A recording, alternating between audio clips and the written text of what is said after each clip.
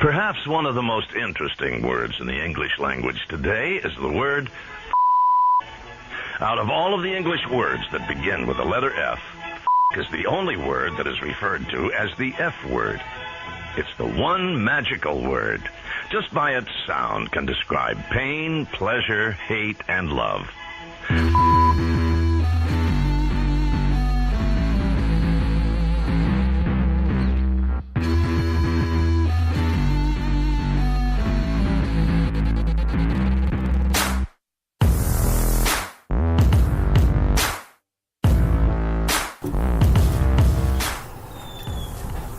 And welcome to episode 1 of WTF, What the Footy, with Sam and Steezy. Coming to you live from Portland, Oregon. I know I've done so many podcasts before, but this one is strictly soccer. So, I mean, you could listen to my other podcasts for everything else, but this is just strictly soccer, football, whatever you want to call it, around the world. The world's a game. We have a lot to talk about today on today's podcast. The Champions League, the first semifinals are done. Ajax defeated Tottenham 1-0. Barcelona manhandled Liverpool 3-0 at the Camp Nou. We'll talk about that and a lot of the intricacies in between those matchups. We'll talk about the championship, the English Premier League's division below, and what happened there over the weekend, and some sportsmanship, which is odd. And obviously, Steezy, you're a ref. You are a ref around the state of Oregon, so you do ref games at different levels from club to high school. So obviously I want your perspective on that, along with the Jan Vertonghen injury. That's not good. Nope. We'll talk about, the Portland Timbers. It's someone's birthday. Shout out to them. And then just kind of go on along with that. I mean, the English Premier League's tight. 2 games left, and that's exciting for sure. And then just other things that we can talk about. I mean, we're in the last month of European soccer, so I mean, there's not a lot left, but it's still exciting all around. So Steezy, welcome back to the podcast. I know we did other ones, but this is your first time, obviously episode 1 of this podcast, but second time on my podcast. So welcome. Thank you, Sam. It's good to be back. Always happy to talk sports, especially some footy. Always happy to talk some footy. There you go. So we'll kick it off with some, I guess, good well wishes. As probably you guys know, Iker Casillas suffered an apparent heart attack this morning in Portugal. The longtime Real Madrid goalkeeper and current Porto goalkeeper suffered a heart attack during training, apparent heart attack, which was found out not to be as serious as initially thought, which is good. So it's nice to know that he's in good spirits. Everyone sent well wishes. I mean, social media blew up very fast when that happened. Obviously, one of the best all-time goalkeepers, winning a World Cup for Spain. Again, Real Madrid's all-time leader in appearances, winning a couple Champions Leagues there. And, of course, playing in Porto's Champions League season, leading them to a quarterfinal appearance. So, I mean, good for him. I'm happy he's well. And obviously, well wishes to him. So that's some good news to start off there. So, obviously, Phil, the Ajax, we both were texting this week and said Ajax is the team to beat, I think, of all these teams left. A little bit, yeah. I mean, they won 1-0 over Tottenham, and it didn't seem that it was that convincing of a win initially, but when you look at the style of play that Tottenham played against Ajax, it wasn't great. Yes, they had their opportunities, but Ajax had full control of this game. There was no doubt in my mind that Ajax was going to go on and win it, and a huge away goal, too. So, I mean, that's big time. Big time. I think the goal, obviously controversial with Van der Beek potentially being offsides. Phil, did you see anything from that goal? I didn't. And the thing is, when you talk about offsides, first off, and listen, I'm a novice referee and I'm a novice podcaster. You should only take the things I say with a grain of salt. But when it comes to the offsides rule, first off, one thing I have learned for damn sure in a few years is it's one of the most misunderstood rules in football. And it's still one of those rules where you try to put definite parameters on it. And at the end of the day, you still have to make decisions. One of the easiest examples I can think of is that Leroy Sané goal. You remember that one? Real controversial. Yes. Came in last year's Champions League. Yep. And the big question, unfortunately, comes down to, did the Liverpool player play that ball intentionally? Now, it hit him in the chest. He was looking right at it, but it was also coming at him like a bullet. So you have to make a really tough call at the end of the day of, did he intentionally play that ball? And at the end of the day, the refs just got to make a decision. And I really think that, and I do believe that the numbers back me up on this. The sideline refs and the offside calls are correct far more often than not.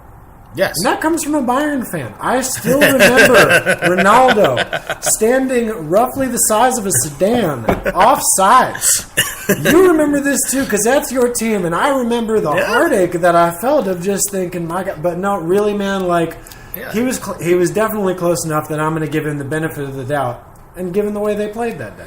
Yeah, and I mean, look, and that's why you have VAR. I think probably that Ronaldo goal is probably one of the reasons why we have VAR. And for the most part, at least in the Champions League, it's been used very well and has been used successfully to make difficult but necessary decisions. And I think for Ajax, they made that for the refs of that particular game, they made the right decision, and the goal stood, which is great.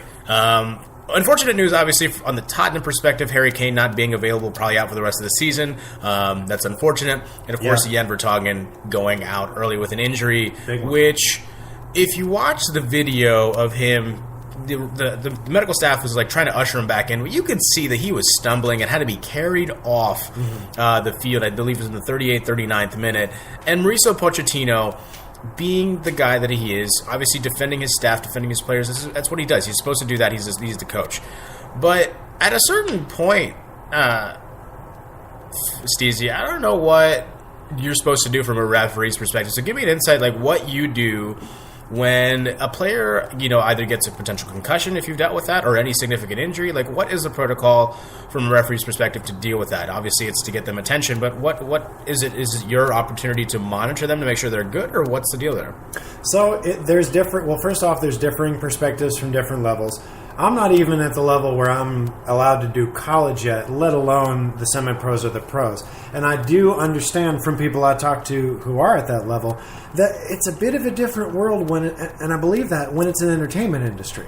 Mm-hmm. You know what I mean? Like, there are things that you try to do the best you do, but the rules and standards are a little bit different, especially when it comes to things like medical staff and coaches' decisions. Now, for the games that I see, I mean, we're talking high schoolers. And I have a background where I played a lot more contact sports. I played a good bit of rugby as well. Me and concussions go way back. So, I see a 15-year-old kid take one to the dome and then just drop. Yeah, I take him off the field. I'm like, listen, kid, you need to sit down for a minute, maybe for the rest of the game. Because at the end of the day, you get to play more. You know what I mean? You just rest that noggin of yours, and you can keep playing for the rest of your life. Now, when you're in a Champions League semifinal, that's different. When you're a player who's getting paid a bunch of money, a coach who's getting paid a bunch of money, when there's all those things on the line, I don't think the players or the coaches should be trusted, honestly. I guess is my roundabout answer to your question. Mm-hmm. I do put that on the medical staff. You have medical training. You have absolutely no excuse not to recognize what is a pretty obvious set of concussion syndromes. And you have an ethical obligation to a certain point, to take that player off the field just in case. You know what I mean? And you can't trust that to the players or the coaches or the fans, because for them, these points are what matter. There's 1-0 game that matters. But for any medical professional, for the people who have been hit too hard in the head and been told they can't play anymore, for people who know what that's like, I think there is a little more of an immediacy of like, no, you got your clock cleaned. You got your bell nice and rung. You need to come off the field. Yeah, I mean, it's very interesting because in the NFL, obviously, we've seen in the last couple of years the concussion discussion to be a difficult one, but a necessary one. Whereas in soccer, it's not necessarily something that's a thought of process, because headers are part of the game, or head contact on set pieces are part of the game. It's just the fact that you see a player affected that badly. It rarely happens where a player gets hit to the point where they're stumbling. Yeah. Whether it's the angle they're taking or, how hard they're taking that hit, it's not something that you see every day. So for them, at least the medical staff, to say, hey, this guy can't play. I mean, it's in their obligation and their best interest from a medical perspective to say, hey, look, you can't play anymore. And I get it. As you mentioned, Tom, there's so much money involved in this high-stakes game, obviously from a coaching perspective, player's perspective, player's career, future earnings, things like that, and obviously he wants to play more. But at the end of the day, like, if you can't go, you're not helping your team. And you're not helping your team being, seeing potential 3 Vanderbecks. Like, you're not you're putting yourself at risk. Sprinting around for another 15 minutes might be okay. You might just happen to accidentally catch another real hard hit to the dome with a concussion syndrome present. All of a sudden, your problem can get really serious really fast. So I guess what I'm saying, it's hard for me to understand whose call it was. It's hard for me to understand who is making that decision. I'm willing to bet it wasn't the referee. When I'm refereeing the kiddos, you're coming off, dude. Like, you're bleeding like that. You got cracked in the head. You're lying like a starfish. Yeah, man. You're leaving right now, man.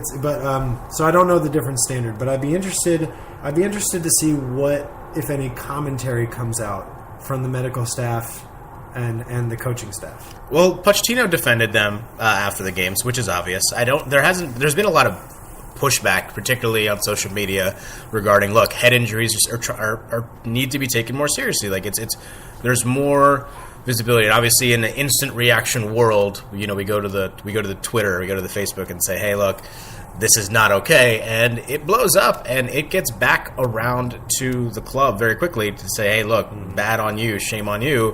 What are you going to do better next time?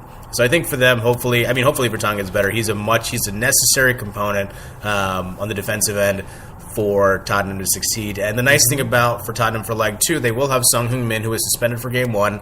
I believe it's due to yellow card accumulation. So he will be available for game 2. Yeah, he'll be back, so that's nice. Yeah, because, you can't play a 3-up of, I believe it was Lucas Moura, Fernando, and Llorente. Like, that combined up top, it's not necessarily the most ideal for Tottenham. Having Son Heung-min and benching Llorente at least, he helped. He scored one of the goals, obviously, against Manchester City in the last round. Sure, of course. But Min was the one who put him in the position early in that huge slugfest against Manchester City. So, Min's going to make a difference. Sissoko played very well in Vertonghen for Vertonghen when he came in, having a couple shots on target, or at least, towards the net. But I think for them, they just need to play the game 2 that they played, the second leg as they played in Manchester City. For Ajax, they're taking down everybody. This seems like... This is my case.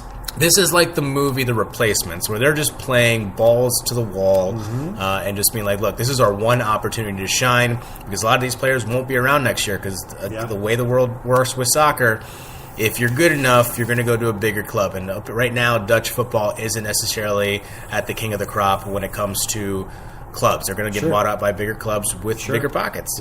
And that's just how it is. So for them, I think that's obviously their motivation to get to a Champions League final. And clearly they have the inside track to do it, as you've seen. Steezy, they have been killing Real Madrid. They killed Juventus. And now they're going after another top club in Tottenham. So, for you, are they still the favorite? Even with Son Heung-min coming back, with a hopefully healthy Vertonghen back, are they still the favorite to advance out of this semifinal group? To me, definitely. I think that, first off, exactly what you're speaking to, this is my case for Ajax as the only team that has actually really earned their way here. When you look at Tottenham and you look at who Tottenham had to go through to get here, Man City was a tough contest.